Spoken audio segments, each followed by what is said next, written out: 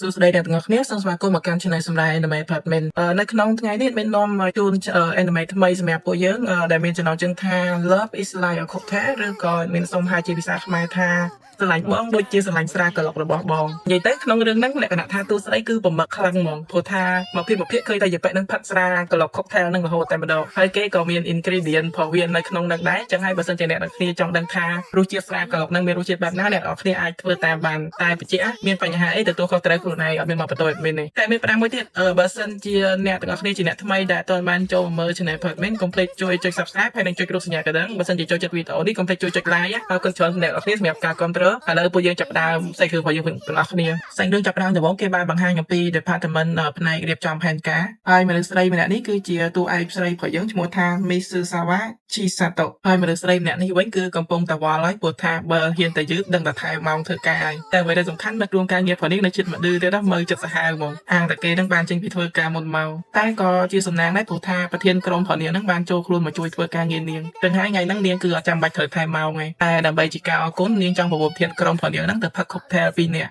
មើលទៅមុខយប៉ែហ្នឹងដូចជាមានអារម្មណ៍ថាលាក់បាំងអ្វីមួយហើយប្រាប់ទៅយប៉ែនឹងវិញថានាងគឺមានការងារខ្លះត្រូវធ្វើបន្ទាប់ពីហ្នឹងអត់មានផ្លេចប្រាប់យប៉ែមួយហ្នឹងឈ្មោះថាសាគឺរ៉ៃកូហារុដោយសារតែណាត់ទៅល្ងាចហ្នឹងអត់បានចឹងហើយនាងមានតែលើកទៅពេលបាយថ្ងៃត្រង់នៅថ្ងៃស្អែកវិញก่อนទៅលើមេក្រុមរបស់នាងយកព្រមភ្លាមមកយប៉ែហ្នឹងគឺអរខ្លាំងហ្មងមានអារម្មណ៍ថាដូចជា date ចឹងតែស្របពេលដែលមេក្រុមរបស់នាងដើរចេញទៅហ្នឹង manager បានចូលមកប្រពោនាងផឹកតែសុំទោសលោកពូឯងហួស delay ហើយនិយាយទៅយប៉ែហ្នឹងមិនមែននិយាយចឹងទេតែរបៀបនិយាយរបស់យប៉ែហ្នឹងគឺ smooth សាហាវហ្មងគ្មានយល់មុខថាមេអីទេកាត់ទៅរយប៉ែឈីសាតូវិញឥឡូវនេះគឺមកដល់ផ្ទះហើយនេះជាមូលហេតុរបស់នាងឲ្យតែគេដាច់ចិត្តទៅផឹកកើតលោកបើសិនជាមកដល់ផ្ទះមានប្តីចាំបាយទឹកហើយស្រាប់ចឹងនេះហើយអប៉ែហ្នឹងគឺឈ្មោះថា Mizusawa Sora ហើយអាហារដំបូងបំផុតដែលគេបំរើនោះគឺ Plum Spread តែមើលមុខយប៉ែហ្នឹងទៅដំបូងឡើយថាដូចជាចង់ផឹកទេព្រោះថាខ្លួនឯងដូចជាមិនសូវត្រូវធៀបមួយអកលតែពេលដែលដាក់បានមួយម៉ាត់នោះគឺអកយកហ្មងហើយអត្តចរិតគឺផ្លាស់ប្ដូរភ្លាមចេញពីនារីហ្នឹងហ្មងផ្លែខ្លាចជាក្មេងតូចភ្លាមហ្មងហើយរសជាតិហ្នឹងសម្រាប់នាងគឺប្រៀបដូចជាញ៉ាំផ្លែផ្លាមហ្នឹងតើអញ្ចឹងក៏ដូចគ្នាដែរនេះគឺជា ingredient របស់វាអ្នកទាំងអស់គ្នាចង់សាកធ្វើគឺអាចធ្វើតាមបានតែបញ្ជាក់ហើយបើសិនជាមានបញ្ហាអីកុំបន្ទោស admin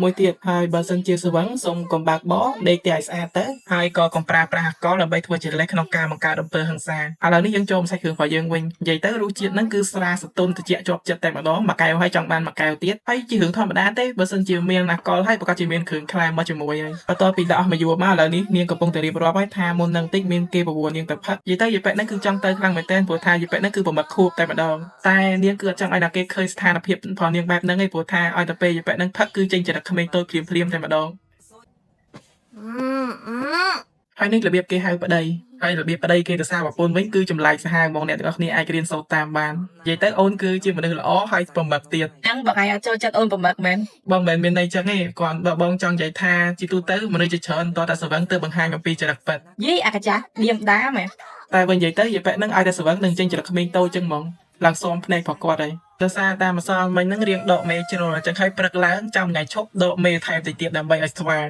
តែនិយាយទៅដោយសារតែយប៉ែហ្នឹងកម្រមានថ្ងៃឈប់អញ្ចឹងហើយថ្ងៃហ្នឹងគាត់គឺសម្រេចចិត្តថាឲ្យយប៉ែហ្នឹងសម្រាកនៅផ្ទះពេញមួយថ្ងៃតែម្ដងបើចាំធ្វើអីទេហើយនៅពេលដែលគាត់រៀបនឹងងើបទៅធ្វើការងាររបស់គាត់តហ្នឹងយប៉ែហ្នឹងគឺបានតោងអៀមរបស់គាត់ជាប់ហើយសួរគាត់ថាចង់ទៅណាតាប៉ែកាចាបងទៅសេរីការងារផ្ទះប្រហើយហ្នឹងអញ្ចឹងបងឯងអត់នៅសម្រាប់ចិត្តអូនទេនិយាយទៅយប៉ែហ្នឹងគឺឲ្យគាត់ចេញទៅធ្វើការអីសោះតែម្ដងសូម្បីតែគាត់ទាញទូរស័ព្ទដើម្បីឆែកមើលតុយមហ្នឹងក៏ឲ្យឆែកមើលដែរហើយក្អៅហ្នឹងគឺទុកឲ្យប្អូរចោលនឹងសិនទៅបាច់ខ្វល់ទេសំខាន់ឲ្យតែបានប្តីរបស់នាងហ្នឹងមកដេកចិត្តនាងតែបើនិយាយទៅថ្ងៃហ្នឹងពួកគេទាំងពីរនាក់ហ្នឹងប្រហែលជាអំបិលហើយតាមមើលព្រោះថាសូម្បីតែទៅទិញម្ហូបហ្នឹងក៏មិនទាន់បានទិញដែរចុងក្រោយរហូតតែស្វីតឥឡូវហ្នឹងភ្លៀងបាត់សូម្បីតែនៅក្នុងទូទឹកកកហ្នឹងម្ហូបបន្តិចក៏គ្មានដែរតែយប៉ែហ្នឹងគឺបាននិយាយថាមិនអីទេញ៉ាំតែបងហ្នឹងក៏អូនឆ្អែតដែរកន្លែងហ្នឹងអត់មានថៃទេណាហើយអ្វីដែលសំខាន់ដែលនាងអត់បាននោះគឺប៊ីយ៉ាអស់ហើយក្នុងទូទឹកកកតែបើនិយាយទៅវាមិនអត់ទាំងស្រុងទេព្រោះថាគាត់នៅសល់ប្រភេទស្រាបែបសាកេដែលគាត់យកមកសម្រាប់ធ្វើម្ហូបតែមានដូចអត់មានហ្នឹងព្រោះថាយប៉ែហ្នឹងគឺស្អប់អាក្លិនសាកេពាន់ឆ្នាំហ្នឹងខ្លាំងមែនតើតែក៏មិនអីដែរព្រោះថាគាត់មានវិធីដោះស្រាយបញ្ហាហ្នឹងហើយនេះជាភេសជ្ជៈថ្មីឈ្មោះថា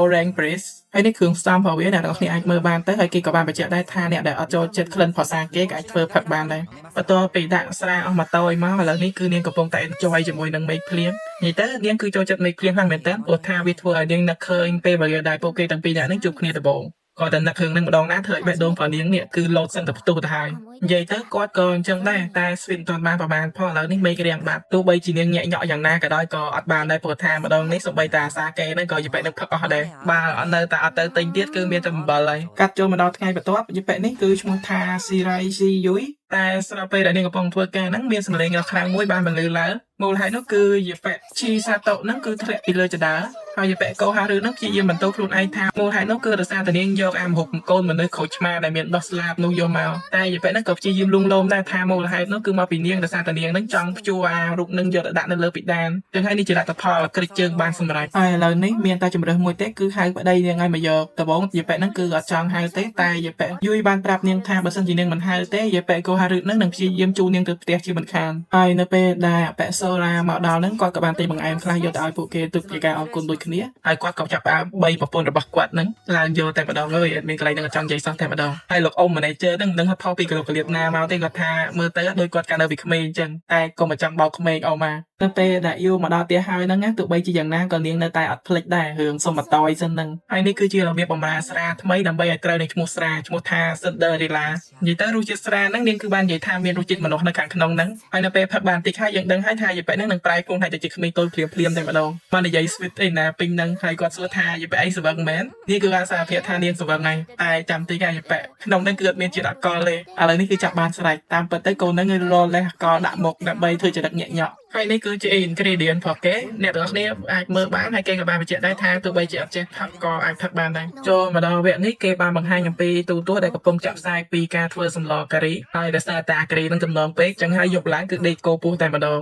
ហើយគាត់ក៏ដឹងចិត្តពីប្រពន្ធរបស់គាត់ដែរចឹងហើយគាត់គឺមានតែរៀបចំម្ហូបឲ្យនាងហើយមានម្ហូបប៉ុណ្្នឹងហើយបើអត់មានភេសជ្ជៈដូចជាមិនគប់3ខ្លាំងពេកចឹងហើយនេះគឺជាភេសជ្ជៈថ្មីរបស់យើងឈ្មោះថា Spritzer ហើយនាងក៏បាននិយាយដែរថាភេសជ្ជៈហ្នឹងគឺមានរសជាតិបែបស្រស់ស្រាយហើយមានហ្គាសតិចៗខាងក្នុងហើយនេះគឺជា ingredient របស់វាគេបានបញ្ជាក់ដែរថាវាគឺមានជាតិអាល់កុលរាងខ្ពស់ចឹងហើយផឹកដោយការទទួលខុសត្រូវបន្ទាប់ពីអស់ម៉ាតយហើយម៉ាតយទៀតឥឡូវនេះចូលមុខម្ហូបពិសេសវិញម្ដងគឺជាការីនឹងឯងហើយយពេហ្នឹងក៏បាននិយាយដែរថានាងគឺមានអារម្មណ៍ថាដូចនៅឋានសួគ៌ចឹងហើយអ្នកនរគ្នាអាចជឿជាក់យពេហ្នឹងបានមានប្តីដែលនៅផ្ទះចេះធ្វើម្ហូបគឺដូចជាមានមាសប៉ិនដុំទុំចឹងជឿតែយពេហ្នឹងទៅដូចជាមានជាដើមចេះធ្វើម្ហូបកុសបខ្មែរបារាំងអ៊ីតាលីតែញ៉ាំបានអាហ្នឹងអាស្រ័យលើកលៈទេសៈហើយសាច់គ្រឿងរបស់យើងគឺបានចាប់ធ្វើហ្នឹងហើយពិតជាអរគុណអ្នកនរគ្នាខ្លាំងមែនទែនដែលបានគ្រប់គ្រងការសម្រាយប៉ាត់មានហើយដោយសារតែរឿងហ្នឹងខ្លីអត់មានគិតថាប្រហែលជាធ្វើតែ3វគ្គទេនឹងបញ្ចប់សាច់គ្រឿងហ្នឹងយកតែម្ដងចឹងហើយបើសិនជាអ្នកនរគ្នាចូលចិត្តការសម្រាយប៉ាត់មានគឺកុំភ្លេចជួយឲ្យមេដៃម្នាក់មួយផងហើយបើសិនជាអត់ចូលចិត្តទេអស់ម្លងទៅមិនបាច់ឲ្យមេដៃអីទេសូមតែកុំចុច dislike ទៅបានហើយបើសិនជាអត់បាន subscribe គឺជួយចុច subscribe ម្នាក់មួយហើយនឹងចុចរូបសញ្ញាកណ្ដឹងដើម្បីទទួលបានវីដេអូថ្មីៗប៉ាត់មានពិតជាអរគុណច្រើនណាស់មែនទែនដែលអ្នកនរគ្នាបានគ្រប់គ្រងការសម្រាយនៃប៉ាត់មានអរគុណអ្នកនរគ្នាសម្រាប់ការចំណាយពេលវេលាមួយនេះជំរាបលាបាយបាយចាំតិចអ្នកនរគ្នាមានបានមើល anime ដែលមានណែនាំឲ្យនៅឈ្មោះថា Barakamon ណាបើអត់បានទៅមើលទេអ្នកនរគ្នាកុំភ្លេចជួយចូលទៅមើលហ្មងទៅវាល្អមើលខ្លាំង admin និយាយមែនទែនល្អមើលខ្លាំងមែនទែន